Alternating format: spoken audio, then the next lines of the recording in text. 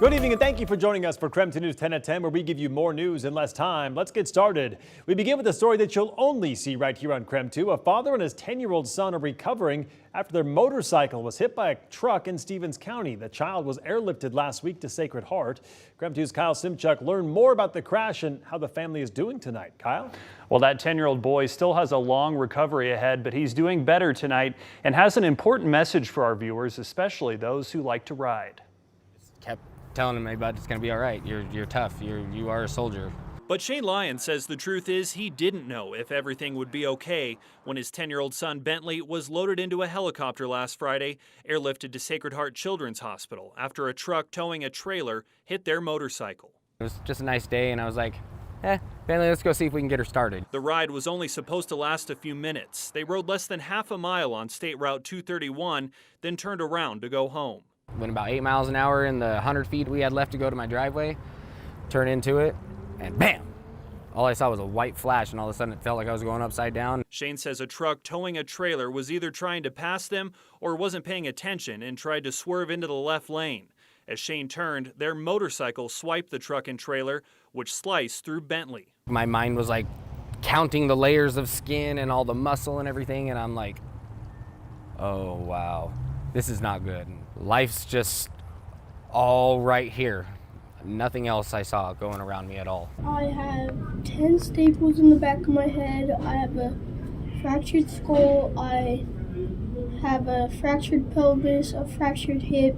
Tonight, Bentley is sharing his story from the hospital as he recovers.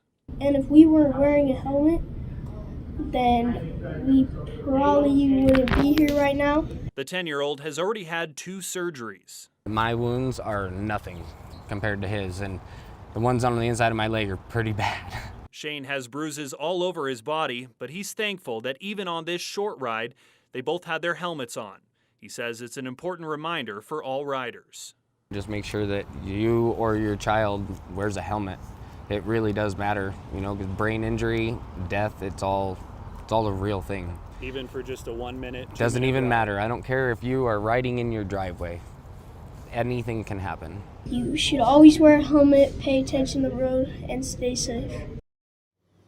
And the crash is being investigated. The family told us they have not heard if the driver will face any criminal charges. Mark? Al, thank you very much. And some heartbreaking news tonight. The 2-year-old boy hit by a car in Spokane Valley last week has died. Washington State Patrol confirmed his death to us earlier today. Baby Thor, his mother, and 2 brothers were hit while crossing a road in the valley by a teenage driver driving a car last Tuesday. Investigators say that driver did nothing wrong and will not face any criminal charges. An online fundraiser has been started to help the family with expenses. A link to that fundraiser is available right now on our website. Just head to KREM.com. History, because this is the biggest cut and savings this Congress has ever voted for. A race against a Monday deadline took another step forward tonight as the House passed a bipartisan package that would raise the debt ceiling and impose budget cuts. The legislation aims to avoid a looming default on America's debts that many fear could torpedo the global economy. The 99-page bill would restrict spending for the next 2 years and suspend the debt ceiling into early 2025. Now, Senate leaders hope to move quickly on the bill, despite a group of mostly Republican opponents. Meantime, closer to home, the debt ceiling agreement could result in big changes for SNAP beneficiaries if it passes. It would mean more work requirements for people in that 50 to 54-year-old age group. If passed, SNAP recipients in their early 50s would be required to work or volunteer for 80 hours a month to qualify for benefits. Right now, those requirements only apply to adults between 18 and 49 without children. USDA data shows almost 904,000 Washington residents are recipients of SNAP as of February of this year. And some shocking video of the giant plume of smoke rising into the sky over Nova Scotia, Canada. The Canadian province is begging people to stay out of the woods and avoid any activity that could start more fires. Wildfires near the Atlantic coast have already damaged about 200 structures and forced 16,000 people to evacuate. And wildfire smoke has to parts of the northeast. A town in eastern Massachusetts saw a heavy haze from the fire blanketing the sky. That haze prompted an air quality alert for New York City. The smoke also causing a burning smell over Pennsylvania, New Jersey, and other parts of New England. Meantime, here in the inland northwest, that smoke that we were seeing last week has cleared out, leaving us with some blue skies. Let's get straight to Chief Meteorologist Jeremy Legoo. And Jeremy, it looks like our forecast is pretty warm from here on out. Yeah, it's one of those ones where we're not only warm, Mark, we are exceptionally dry. So in the days to come, it kind of turns into that same kind of fire awareness for us. Right now, we sit at 63 degrees, but look at that dew point, 34, just a sign of a complete lack of moisture in the atmosphere. We don't have much going on. Most of that moisture stays to the south, and it's a pretty stark line for us to get some of that moving in. Notice all of those stronger storms we saw earlier in southern Idaho kind of falling apart. Some of that activity is still existing down across central Idaho, but for the most part, it tapers off. We don't see much, and we just stay pretty clear through Friday here in the inland northwest. 77 tomorrow, 80 on Friday, 86 on Saturday. It's looking like a very summer-like forecast just in time for the weekend. All right, sounds good, Jeremy. Thank you very much. And now to our night beat with a quick look at the day's top stories. The suspect in a 40-year-old cold case murder has died in the Spokane County Jail while awaiting trial.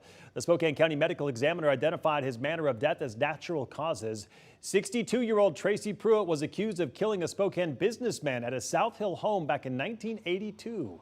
Police arrested him in Los Angeles last November for the murder charges, and he was extradited back to Spokane. And tonight we are learning new details about a man who died while running the Coeur d'Alene Marathon. 23-year-old Andrew Walker collapsed on the 23rd mile of the course on Sunday.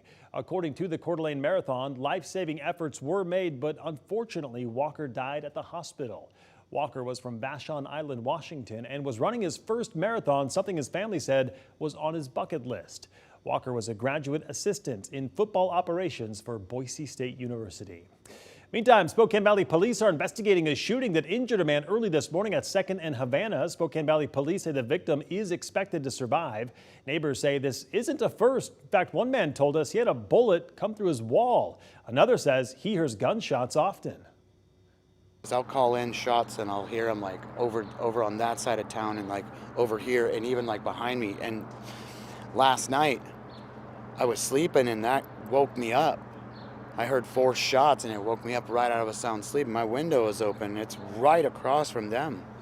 We did ask the Spokane Valley Sheriff's Office for crime statistics in that neighborhood, but we were unable to get them today. And that was your Night Beat. To learn more about any of these stories, just text us the word night to 509-448-2000 and we'll send them right to your phone.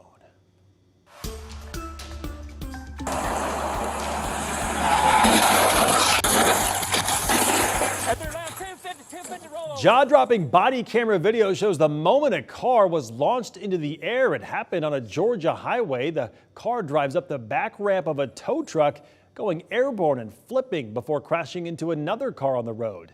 A 21-year-old driver suffered from serious injuries, but ultimately survived the crash. And as part of our ongoing Boomtown series, we headed to the side of the Pullman-Moscow Regional Airport, where just hours ago, construction crews celebrated the topping off of the newest terminal. The $85 million project will expand the 8,000 square foot terminal to cover nearly 50,000 square feet.